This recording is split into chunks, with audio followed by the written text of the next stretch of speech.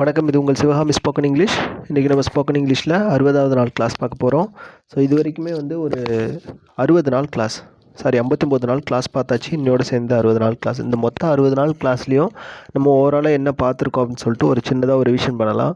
என்ன பார்த்துருக்கோம் அப்படின்னா, டென்சஸ், அதாவது நீங்கள் இங்கிலீஷ் கிராமரில் 12 டைப்ஸ் ஆஃப் டென்சஸ் எப்படி எப்படிலாம் வரும், அது வாக்கியத்தில் வரும்போது அதில் என்னென்ன வார்த்தைகளை நம்ம பயன்படுத்தணும், அதுக்கு அடுத்து அப்படி பயன்படுத்தும் போது அதனோட மீனிங் ஒவ்வொரு டென்ஸுக்கும் எப்படி மாறுது அப்படின்னு பார்த்துருப்போம். சரிங்களா? ரெண்டாவது பேசிவ் வாய்ஸ்னால் என்ன, ஆக்டிவ் வாய்ஸ்னால் என்னென்னு பார்த்துருப்போம். அதுக்கு அடுத்தது டைரக்ட் ஸ்பீச்னா என்ன, இன்டைரக்ட் ஸ்பீச்னா என்ன அப்படின்னு பார்த்துருப்போம். இப்போ டைரக்ட் ஸ்பீச்லேருந்து ஒரு சென்டென்ஸ் இன்டைரக்ட் ஸ்பீச்சாக மாறும்போது அது பேச்சு வழக்கில் நம்ம அந்த இங்கிலீஷ் லாங்குவேஜில் எப்படி மீனிங்கை தருது அப்படின்னு பார்த்துருப்போம். அடுத்தது சென்டென்ஸ் பேட்டர்னா என்ன அப்படின்னு பார்த்துருப்போம். சென்டென்ஸ் பேட்டர்னில் வர ஒவ்வொரு வார்த்தைகளும் என்னென்ன மாதிரியான பொருளை தருது, அர்த்தத்தை கொடுக்குது அப்படின்னு பார்த்துருப்போம். ஸோ அந்த மாதிரி அர்த்தத்தை கொடுக்கும்போது இப்போ சென்டென்ஸ் பேட்டர்ன்லாம் எப்படிலாம் ஒர்க் ஆகும், அதனுடைய வார்த்தையில் சென்டென்ஸ் பேட்டர்னில் வரக்கூடிய வார்த்தைகள் ஒரு வாக்கியத்தில் வரும்போது எந்தெந்த வார்த்தைகள் எந்தெந்த மாதிரியான பொருளை தருது அப்படின்னு பார்த்தோம். சரிங்களா? அப்புறம் ஃபுல்லாக பார்த்தாச்சு, மேக்ஸிமம் ஓவரால் எல்லாம் பார்த்தாச்சு. இன்னும் பேலன்ஸ் என்ன அப்படின்னா ஒரு 2-3 இம்பார்ட்டன்ட் டாபிக்ஸ்லாம் இருக்குது. ஸோ அது எல்லாமே பேசிக்ஸ் தான், அதை இனிமேல் பார்த்துடலாம். ஸோ இன்றைய கிளாஸ் என்ன அப்படின்னா, இதெல்லாம் நீங்கள் கொஞ்சம் அப்படியே ரிவைஸ் பண்ணிகிட்டே வந்துடுங்க. ஏன்னா அடுத்தது level 2 fluent English class start பண்ண போகிறேன். அதுக்கு அடுத்தது ஸோ அப்போ எல்லோரும் கொஞ்சம் ரெடியாக இருந்துங்க. இந்த பேசிக்ஸ்லாம் உங்களுக்கு புரிஞ்சாதான் நீங்கள் அந்த லெவல் 2 கிளாஸ் அட்டன் பண்ண முடியும். அந்த லெவல் 2 கிளாஸ் கொஞ்சம் வேறு மாதிரி டிஃப்ரெண்ட் டைப்பாக நான் எடுக்கலாம் அப்படின்ட்டு இருக்கேன். ஸோ அது கடவுளோட ஆசீர்வாதத்தோட நம்ம சீக்கிரமாக ஸ்டார்ட் பண்ணலாம். ஸோ இப்போ இன்றைக்கி என்ன பார்க்க போகிறோம் அப்படின்னா, இந்த ஆர்டிக்கிள் திரும்பியும் அதே தான். ஸோ இது ரொம்ப முக்கியமானது. இந்த ஏ அண்ட் இந்த ரெண்டுமே ஏற்கனவே லாஸ்ட் கிளாஸில் அதுக்கு முந்தின கிளாஸில் பார்த்தாச்சு. இப்போ இந்த தி மட்டும், இந்த தி அப்படின்ற வார்த்தை இது ஒரு ஆர்டிக்கிள். இந்த தீன்றது நான் ஏற்கனவே பார்த்தோம், இதையும் லைட்டாக பார்த்தோம். ஸோ அப்போ அதில் இந்த தீன்றது ஒரு பர்டிகுலராக ஒரு குறிப்பிட்ட ஒரு பொருளை நம்ம பேசும்போது தி அப்படின்ற வார்த்தையை யூஸ் பண்ணுவோம் அப்படின்னு சொன்னேன். அப்போ இன்றைக்கி அதே தீன்ற வார்த்தையை ஒரு இடத்தோட பேருக்கு முன்னாடி நம்ம எப்படிலாம் யூஸ் பண்ணலாம் அப்படின்னு சொல்லிட்டு நம்ம இன்றைக்கி பார்க்க போகிறோம். சரிங்களா? அப்போ தி அப்படின்ற வார்த்தைக்கு முன்னாடி வார்த்தைக்கு அப்புறம் வரக்கூடிய இடங்களோட பெயர்கள். இதில் இந்த ஒரு ஷார்ட்டாக சொல்லணுன்னா, ஒரு இடத்தோட பேர் இருக்குது, அந்த பேருக்கு முன்னாடி தி எங்கெங்கெல்லாம் பயன்படுத்தக்கூடாது அப்படின்னு பார்க்கணும். இப்போது ஒரு டவுன் இருக்குது, ஒரு சிட்டி இருக்குது, ஒரு ஊர் இருக்குதுன்னு வச்சுங்களேன்.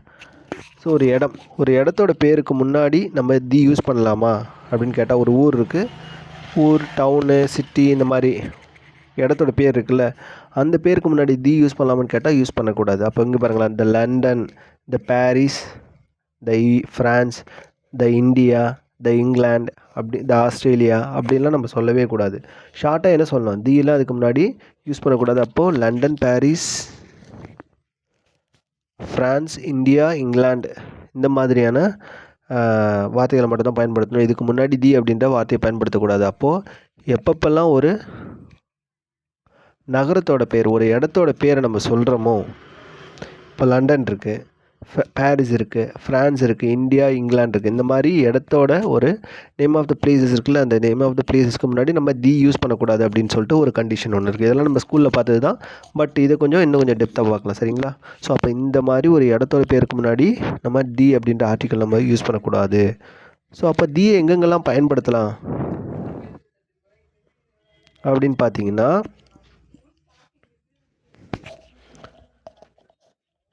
ஸோ அப்போ தீயை நம்ம எங்கெங்கெல்லாம் பயன்படுத்தலாம் அப்படின்னு பார்த்தீங்கன்னா, லாஸ்ட் கிளாஸில் பார்த்த மாதிரி பர்டிகுலராக ஒரு இடத்த பற்றி பேசும்போது, குறிப்பிட்ட நபரோ ஒரு இடமோ ஒரு பொருளோ நமக்கு 2 பேர் பேசுகிறாங்க, அந்த 2 பேருக்குமே அந்த இடமோ நபரோ பொருளோ ஏற்கனவே தெரிஞ்சிருக்கு அப்படின்னு சொல்லும்போது அந்த இடத்துல நம்ம தி யூஸ் பண்ணலாம். இப்போது உதாரணத்துக்கு நான் ஒரு பொருளை முதல் தடவையாக அறிமுகப்படுத்துகிறேன், 2வது தடவையாக அதையே நான் சொல்லும்போது தி அப்படின்ற வார்த்தையை நான் 2வது இடத்துல வச்சு சொல்லலாம். சரிங்களா? ஏன்னா ஏற்கனவே அந்த பொருள் அறிமுகப்படுத்தப்பட்ட பொருள் 2வது முறையாக நம்ம பேசும்போது தெரிஞ்சிருக்கு அப்படின்னு சொல்லலாம். ஸோ இப்போ உதாரணத்துக்கு இதெல்லாம் லாஸ்ட் கிளாஸில் பார்த்தது, த சிட்டி சென்டர் அப்படின்ட்டு ஒரு வார்த்தை இருக்குது. அந்த சிட்டி சென்டருக்கு முன்னாடி நம்ம தி அப்படின்னு இருக்கோம். ஏன் அப்படின்னா, ஒரு சிட்டி சென்டர்னால் ஒரு நகரத்தினுடைய மையம்ன்றது ஒரே ஒரு இடமா தான் இருக்கும். ஸோ பர்டிகுலராக சிட்டி சென்டர்ன்றது ஒரே ஒரு பிளேஸ். அப்போ தி அப்படின்ற வார்த்தையை சிட்டி சென்டர் அப்படின்ற வார்த்தைக்கு முன்னாடி நம்ம யூஸ் பண்ணலாம். அதே மாதிரி நியரஸ்ட், த டீப்பஸ்ட், அப்போ நியரஸ்ட்னால் மிகவும் கிட்டத்தட்ட ரொம்ப கிட்ட. த நியரஸ்ட் ரயில்வே ஸ்டேஷன் ஒன்று இருக்குது. ஏங்க இப்போ உங்கள்கிட்ட ஒருத்தங்க கேட்குறாங்க,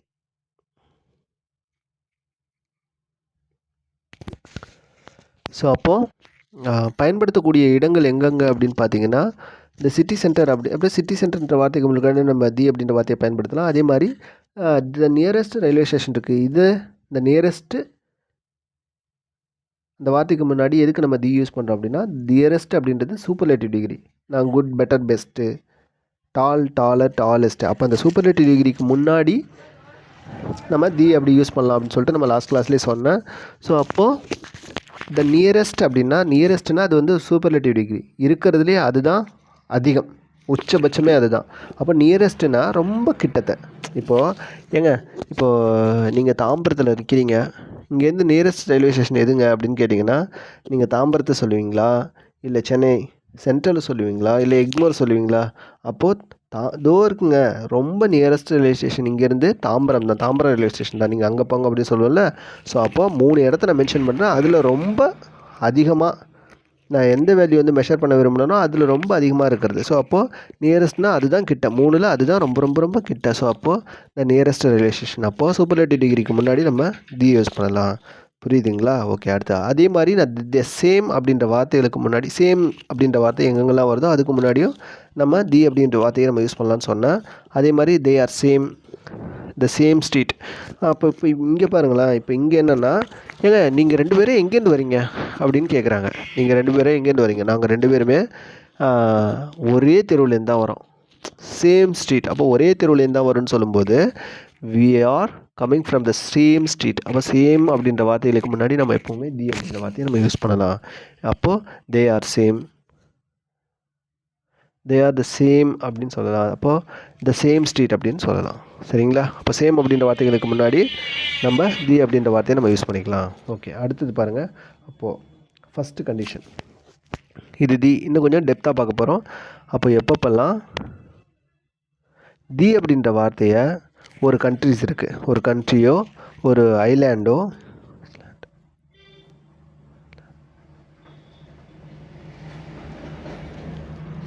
இல்லை மவுண்டெயினோ, ஒரு கண்ட்ரி இல்லை ஒரு ஐலாண்ட் இல்லை ஒரு மவுண்டெயின் இருக்குது, அதோட பேர் வந்து ப்ளூரலாக இருக்கிறப்போ, சிங்குலராக இல்லை ப்ளூரலாக இருக்குது, ஒரு நாடோ ஒரு தீவோ இல்லை ஒரு மலையோ அதனோட பேர், அதுக்கு அந்த அந்த அந்த மலையோ இல்லை நாடோ ஒரு தீவோ அதை குறிக்கிற பேர் வந்து, அதுக்கான பேர் வந்து ப்ளூரல் ஃபார்மில் இருக்கும்போது நம்ம அதுக்கு முன்னாடி தி யூஸ் பண்ணலாம். இது ரொம்ப ரொம்ப முக்கியம், நல்லா கவனிச்சிங்க. சரிங்களா? ஓகே.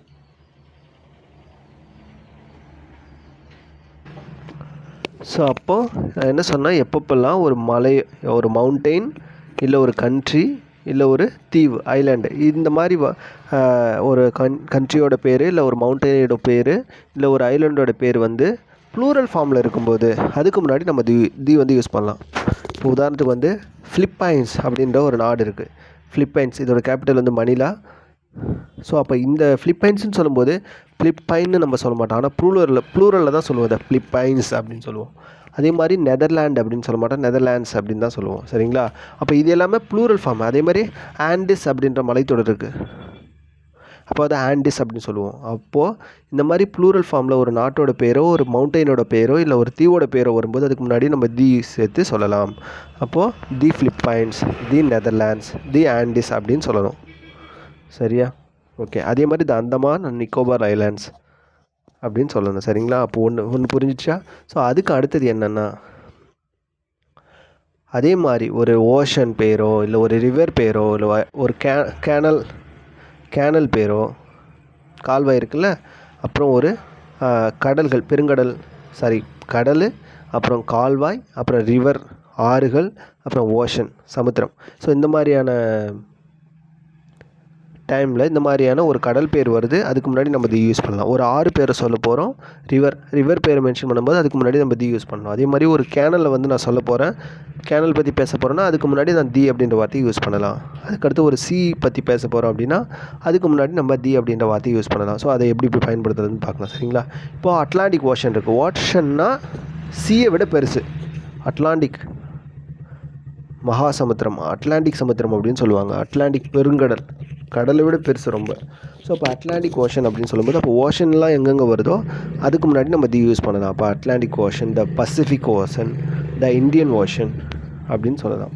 சரிங்களா? ஓகே. அதுக்கு அடுத்தது வந்து கடல் பற்றி பேசும்போது த மெடிட்டரேனியன் சி, மெடிட்டரேனியன் சி, மத்திய தரைக்கடல்னு சொல்லுவோம்ல, இந்த மெடிட்டரேனியன் சி அப்படி. அப்போ அந்த மத்திய தரைக்கடல் பற்றி பேசும்போது நம்ம அதுக்கு முன்னாடியும் அப்போ சி பற்றி பேசும்போது நம்ம தி யூஸ் பண்ணலாம். இந்த bay of Bengal, the Arabian sea, the Indian ocean.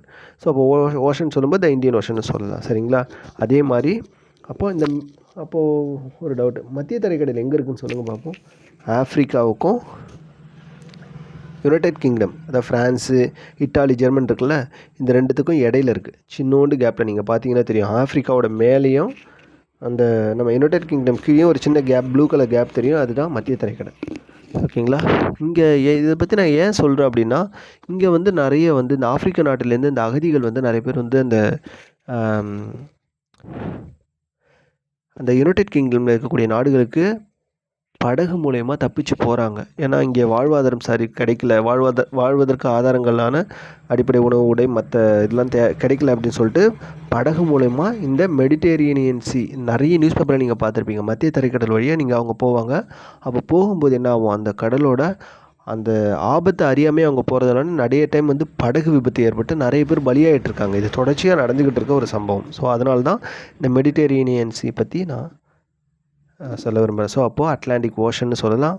அப்போ சீன் வந்து அப்போ மெடிட்டரேனியன் சி அப்படின்னு சொல்லலாம். த மெடிட்டரேனியன் சி அப்படின்னு சொல்லலாம், சீன்னு சொல்லலாம். அடுத்து வந்து அமேசான்றது ஒரு நதி. அப்போது த அமேசான் ரிவர் அப்படின்னு சொல்லணும். சரிங்களா? அப்புறம் ரெட் சி, செங்கடல் இருக்குது, த ரெட் சீன்னு சொல்லணும். அப்புறம் கருங்கடல் இருக்குது, த பிளாக் சி அப்படின்னு சொல்லலாம். அப்புறம் சூயஸ் கால்வாய் இருக்குது, த பனாமா கேனல் இருக்குது. அப்போ பனாமா கேனல் பற்றி சொல்லும்போது அதுக்கு முன்னாடி தி போட்டுக்கணும். அப்போ த பனாமா கேனல், த சூயஸ் கேனல் அப்படின்லாம் சொல்லணும். சரிங்களா? அப்புறம் நைல் ரிவர் இருக்குது. அப்போது நைல் ரிவர் என்னது, உலகிலேயே மிகவும் நீளமான நதி வந்து நைல் நதி. சரிங்களா? அமேசான் வந்து உலகிலேயே மிகவும் அகலமான ஆறு தான் அமேசான். சரிங்களா? ஓகே. அப்போ இது நம்ம எப்படி ஷார்ட்டாக ஞாபகம் வச்சுக்கணும் அப்படின்னு பார்த்தீங்கன்னா, அமேசான் ஆரம்பிக்குதுல, அமேசான் வரும்போது அகலமானது, ரெண்டுமே ஆன்னு ஆரம்பிக்குதா, அமேசான் அகலமானது. நைல் வந்து நைல் நான் ஆரம்பிக்குதா, நைல் நீளமானது, ரெண்டுமே நான்லேயே ஸ்டார்ட் ஆகும். நைல் நீ அப்படின்ட்டு அந்த நாவரிசையிலே ஸ்டார்ட் ஆகும். ஸோ அப்போ நைல்ன்றது நீளமான நதி, இந்த நைல் ரிவர்னு சொல்லணும். அமேசான் வந்துச்சா இந்த அமேசான் ரிவர்னு சொல்லணும். அப்போ த செங்கடல் வந்து த ரெட் சீன்னு சொல்லணும். கருங்கடலுக்கு இந்த பிளாக் சீன்னு சொல்லணும். கேனல் ஏதாச்சும் வந்துச்சுன்னா த சூயஸ் கேனல், த பனாமா கேனல் அப்படின்னு சொல்லணும்.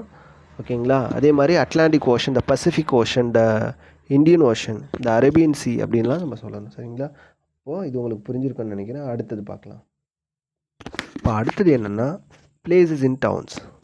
அதாவது ஒரு பர்டிகுலரான ஒரு குறிப்பிட்ட ஒரு நகரத்துக்குள்ளே இருக்கிற நம்ம இடத்த பற்றி பேசும்போது நம்ம எங்கெங்கெல்லாம் யூஸ் பண்ணணும், யூஸ் பண்ணக்கூடாதுன்னு சொன்னோம். அப்போது பிளேசஸ் இன் டவுன்ஸ் வரும்போது அங்கே பில்டிங்ஸ் இருக்கும், நிறைய தெருக்கள் இருக்கும்.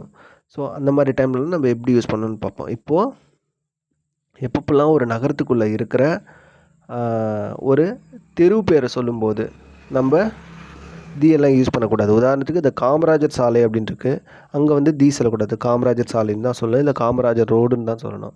அதே மாதிரி டைம் ஸ்கொயர்னு சொல்லும்போது லண்டனில் இருக்க டைம் ஸ்கொயர், அப்போது த டைம் ஸ்கொயர்னு சொல்லக்கூடாது, வெறும் டைம் ஸ்கொயர் தான் சொல்லணும். அதே மாதிரி த கருமாரியம்மன் கோயில் ஸ்ட்ரீட், இப்போது கருமாரியம்மன் கோயில் இருக்குது, அதுக்கு அந்த தெரு பேர் கருமாரியம்மன் ஆலயம், கருமாரியம்மன் தெரு அப்படின்ட்டுருக்கு. ஸோ அப்போ அதுக்கு முன்னாடி தி கருமாரியம்மன் கோயில் ஸ்ட்ரீட் அப்படின்னு சொல்லக்கூடாது, வெறுமனையே கருமாரியம்மன் கோயில் ஸ்ட்ரீட் அப்படின்னு சொல்லணும். டைம் ஸ்கொயருக்கு வெறுமனையே டைம் ஸ்கொயர்னு சொல்லணும். காமராஜர் சாலை இல்லைனா காமராஜர் ரோடுன்னு சொல்லணும். இந்த மூணுத்துக்கு முன்னாடியும் நம்ம தி யூஸ் பண்ணக்கூடாது. அப்போது ஒரு நகரத்தில் உள்ள ஒரு தெரு பேர் வருதுன்னா அதுக்கு முன்னாடி நம்ம தி யூஸ் பண்ணக்கூடாது. நல்லா ஞாபகம் வச்சுங்க. சரிங்களா? ஓகே. அதுக்கு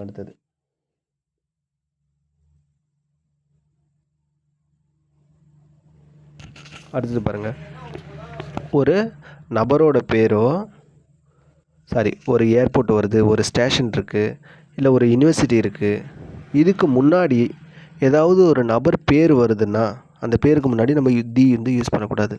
உதாரணத்துக்கு என்னென்னு பாருங்களேன், ஒரு இடம் இருக்குது, நேம் ஆஃப் த பிளேஸ், அது வந்து ஒரு ஏர்போர்ட்டாக இருக்கலாம், ஒரு யூனிவர்சிட்டியாக இருக்கலாம், ஒரு ரயில்வே ஸ்டேஷனாக இருக்கலாம்.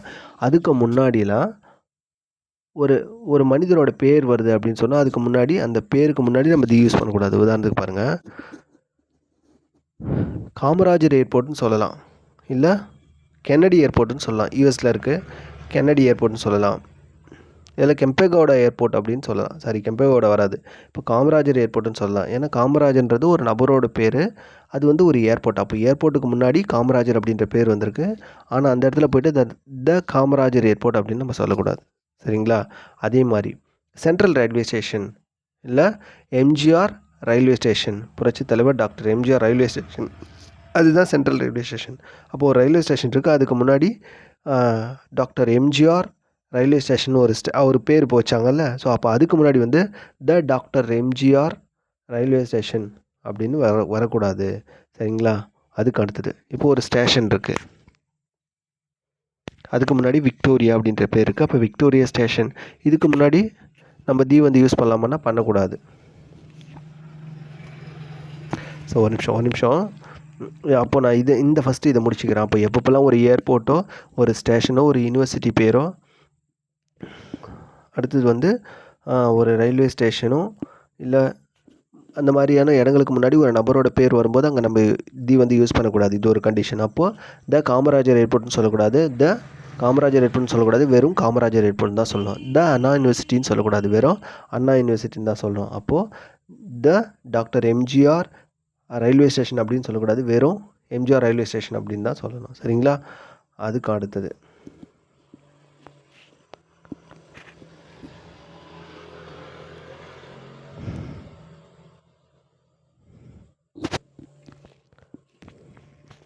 ஓகே, அந்த 3, 4, 5 மட்டும் நான் அப்புறம் சொல்கிறேன். சரிங்களா? இது கொஞ்சம் இப்போ சொல்ல வேணாம், நான் அதுக்கு அடுத்து சொல்கிறேன். சரிங்களா? ஓகே, அதுக்கு அடுத்தது வந்து நம்ம இன்னும் ஒரு மியூசியம் இருக்குது, ஒரு ஹோட்டல் இருக்குது, ஒரு ரெஸ்டாரண்ட் இருக்குது, ஒரு பப்ஸ் இருக்குது, ஒரு தேட்டர் இருக்குது. இதுக்கு முன்னாடி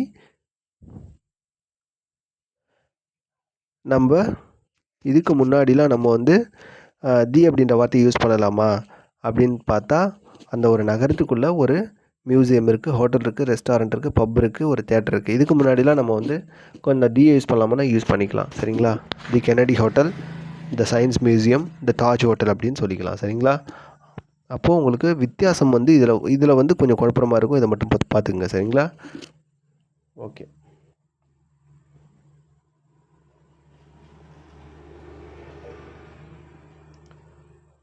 அடுத்த ஒரு முக்கியமான விஷயம், எப்பப்பெல்லாம் ஒரு வார்த்தையில் தி அப்படின்ற வார்த்தையும் அது கொஞ்சம் தொலைவில் போய் ஒரு ஆஃப்ன்ற வார்த்தையும் வரும்போது அது ஒரு பேட்டர்ன், சென்டென்ஸ் பேட்டர்ன் மாதிரி வரும்.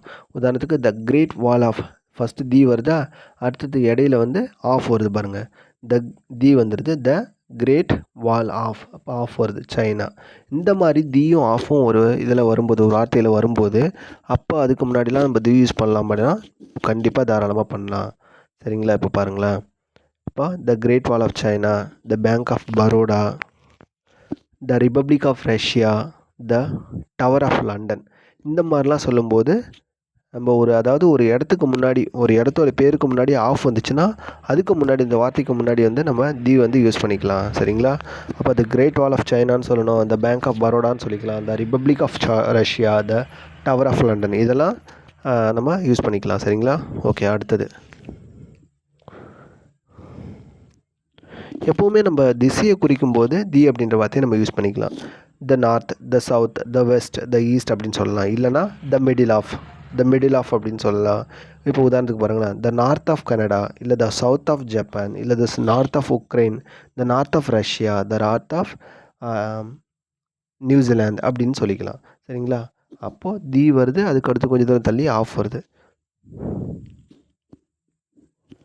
ஸோ இப்போ இதுக்கும் வந்து நம்ம இந்த மாதிரியான தி வந்து யூஸ் பண்ணிக்கலாம். சரிங்களா? ஓகே, அப்போது இதெல்லாம் உங்களுக்கு புரிஞ்சிருக்குன்னு நினைக்கிறேன். ஸோ அப்போ இது ஃபஸ்ட்டு. இப்போ எக்ஸசைஸ் நான் இது வரைக்கும் பார்த்தது வரைக்கும் வந்து நம்ம ஒரு எக்ஸசைஸ் மாதிரி பார்த்துருவோம். இப்போது ஃபஸ்ட்டு சென்டென்ஸ் பாருங்கள். ஐ லிவ் இன் காளியம்மன் கோயில் ஸ்ட்ரீட் அப்படின்னு இருக்கு. ஐ லிவ் இன் காளியம்மன் கோயில் ஸ்ட்ரீட்னா காளியம்மன் கோயில் தெருவில் வசிக்கிறேன் அப்படின்னு இருக்கு. ஸோ அப்போ அந்த காளியம்மன் கோயில் ஸ்ட்ரீட்டுக்கு முன்னாடி தி சேர்க்கணுமா, சேர்க்க வேணாமா, சேர்க்கலாமா, சேர்க்கக்கூடாதுன்னு பார்த்தா, ஒரு தெரு பேருக்கு முன்னாடிலாம் பர்டிகுலராக நம்ம வந்து தின்னு சேர்க்கக்கூடாது. அப்போது அது சேர்க்கக்கூடாது. ஐ லிவ் இன் காளியம்மன் கோயில் ஸ்ட்ரீட், அவ்வளோதான். அடுத்த சென்டென்ஸ் பாருங்கள். Have you ever been to Japan அப்படின்ட்டுருக்கு ஒரு வார்த்தை. இல்லை have you ever been to the Japan அப்படின்ட்டுருக்கு. இந்த இடத்துல ஜப்பானுக்கு முன்னாடி தி வருமா வராதான்னு பார்த்தா வராது. ஏன்னா ஜப்பான்றது ஒரு நகரம், ஒரு சிட்டி. அந்த சிட்டிக்கு முன்னாடி தி அப்படின்ற பேர்லாம் வராது, வார்த்தை வராது. வெறும் அந்த நகரத்தோட பேர் மட்டும் தான் வரும். அப்போது have you ever been to Japan அப்படி தான் கரெக்டு. சரிங்களா?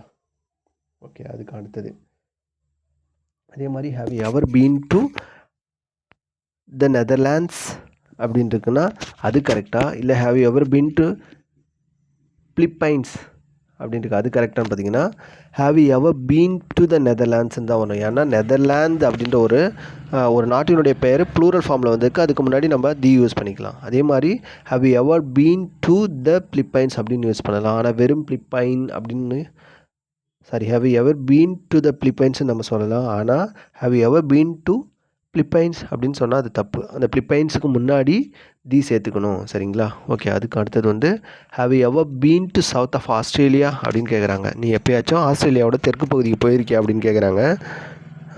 அப்போ நம்ம என்ன செய்யலாம்? அப்போது இந்த சவுத் ஆஃப் ஆஸ்திரேலியா அப்படின்னு வரும்போது have you ever been to the வரணும். Have you ever been to the south of ஆஸ்திரேலியான்னு வரணும். அதுதான் கரெக்டு. சரிங்களா? அடுத்தது பாருங்கள், இப்போ New Zealand is bigger than Australia அப்படின்னு இருக்குது. அப்போ அது நியூசிலாந்து இஸ் பிக்கர் தென் ஆஸ்திரேலியான்றது கரெக்டாக? இல்லை New Zealand is bigger than the Australia அது கரெக்டாக அப்படின்னு பார்த்தீங்கன்னா New Zealand is bigger than Australia அதுதான் கரெக்டு. சரிங்களா? ஓகே, அதுக்கு அடுத்தது Tokyo is the capital of Japan அப்படின்னு இருக்கு. அப்போ டோக்கியோ முன்னாடி தி வருமா? வராது. ஏன்னா அது ஒரு நகரத்தோட பேர். ஆனால் தி கேபிட்டல் ஆஃப் ஜப்பான் அப்படின்னு தான் சொல்லணும். சரிங்களா? தி கேபிட்டல் ஆஃப் ஜப்பான் எப்பவுமே அப்படி தான் வரும். தி கேபிட்டல் ஆஃப் ஜப்பான் சொல்லணும். டோக்கியோ இஸ் கேபிட்டல் ஆஃப் ஜப்பான்னு சொல்லக்கூடாது. Tokyo is the capital of Japan அப்படின்னு சொல்லலாம். அடுத்தது இப்போது வேர் டிட் யூ ஸ்டே அப்படின்னு கேட்குறாங்க. எங்கே தங்கியிருக்க அப்படின்னு கேட்குறாங்க. I stayed in where did you ஸ்டேனா எங்கே தங்கின அப்படின்னு கேட்குறாங்க. எங்கே தங்கின அப்படின்னு கேட்கும்போது ஸ்டேட் இன் தாஜ் ஹோட்டல். அப்போது ஒரு ஹோட்டல், ரெஸ்டாரண்ட் அந்த மாதிரி இடத்த சொல்லும் போதெல்லாம் நம்ம ஒரு தி யூஸ் பண்ணக்கூடாது. சரிங்களா? அதே மாதிரி மவுண்டெயின்ஸ்க்கு முன்னாடியும் நம்ம தி யூஸ் பண்ணிக்கலாம். சரிங்களா? ஓகே, அப்போ த ராக்கி மவுண்டெயின்ஸ், த ராக்கி மலைத்தொடர், த ஆண்டிஸ் மவுண்டெயின்ஸ் அப்படிலாம் சொல்லலாம். அப்போது அதுக்கு முன்னாடி நம்ம தி யூஸ் பண்ணிக்கலாம். அடுத்து பாருங்கள், I go to United States of America next year அப்படின்னு இருக்குது. அப்போது எப்பப்பெல்லாம் நம்ம யூஎஸ்ஏ அமெரிக்கான்னு சொல்லும்போது நம்ம வெறும் அமெரிக்கான்னு சொல்லும்போது அந்த த அமெரிக்கான்னு சொல்லக்கூடாது. ஆனால் த யூஎஸ்ஏன்னு வரும்போது அந்த யுனைடெட் ஸ்டேட்ஸ் ஆஃப் அமெரிக்கா, இல்லை யுனைடெட் கிங்டம் அந்த மாதிரிலாம், இல்லை யுனைடெட் அரப் எமிரேட்ஸ் அப்படிலாம் சொல்லும்போது அதுக்கு முன்னாடி தி அப்படின்ற வார்த்தையை நம்ம சேர்த்துக்கலாம். இல்லை the USA, the UK, the UAE அப்படின்னு சொல்லலாம். இல்லைன்னா the United States of America, இல்லை the United Kingdom, the United Arab Emirates அப்படிலாம் நம்ம சொல்லிக்கலாம். சரிங்களா? அப்போது இந்த வார்த்தையும் சரியான வார்த்தை. அப்போ கடைசியில் என்ன பாருங்கள், எப்பப்பெல்லாம் ஒரு கால்வாய்க்கு முன்னாடியும் கால்வாய், அப்போ சூயஸ் கேனல், பனாமா கேனல் இந்த மாதிரி கால்வாயெல்லாம் வருது, அதுக்கு முன்னாடி தி சேர்க்கணும். ஒரு ஓஷன் இருந்துச்சுன்னா அதுக்கு முன்னாடி தி சேர்க்கணும். அப்போ பசிபிக் ஓஷன் அப்படின்னு தான் வரும். அதே மாதிரி ஓஷன் முன்னாடி த அட்லாண்டிக் ஓஷன் போது அந்த அட்லாண்டிக் ஓஷனுக்கு முன்னாடி தி அப்படின்ற வார்த்தையை சேர்க்கணும். ஸோ அப்போ இதெல்லாம் ரொம்ப ரொம்ப முக்கியம். ஸோ இந்த தி பயன்பாடு உங்களுக்கு புரிஞ்சிருக்கும்னு நினைக்கிறேன். நீங்கள் நிச்சயமாக இதை ஒரு டைம் ரிவைஸ் பண்ணிக்கோங்க. இன்கேஸ் ஏதாவது டவுட் இருந்துச்சுன்னா கமெண்ட்ஸில் சொல்லுங்கள், நான் சொல்கிறேன். சரிங்களா? Okay, thank you. இப்போது இந்த ஏ அண்ட் தி ஆர்டிக்கல் இந்த மூணுமே கிளியராக முடிஞ்சிச்சுன்னு நினைக்கிறேன். ஒரு பேசிக் லெவலில் இது போதும். நம்ம அட்வான்ஸ் லெவலில் அந்த ஃப்ளூயன்சி இங்கிலீஷ் கோர்ஸ் ஸ்டார்ட் பண்ணும்போது நம்ம நிச்சயமாக இன்னும் எலாபரேட்டாக நான் இதை பற்றி சொல்கிறேன். சரிங்களா? ஸோ ரொம்ப நன்றி எல்லாருக்கும். Thank you for being with me. Definitely I hope that you having a clear idea about the basic spoken English grammar. So உங்கள் எல்லாருக்கும் நான் இப்போ நடத்துனது எல்லாமே ஒரு பேசிக் கிராமர் லெவலில் உங்களுக்கு புரிஞ்சிருக்குன்னு நினைக்கிறேன். நிச்சயமாக நம்ம நெக்ஸ்ட் கிளாஸில் மீட் பண்ணலாம். சரிங்களா? Bye, take care.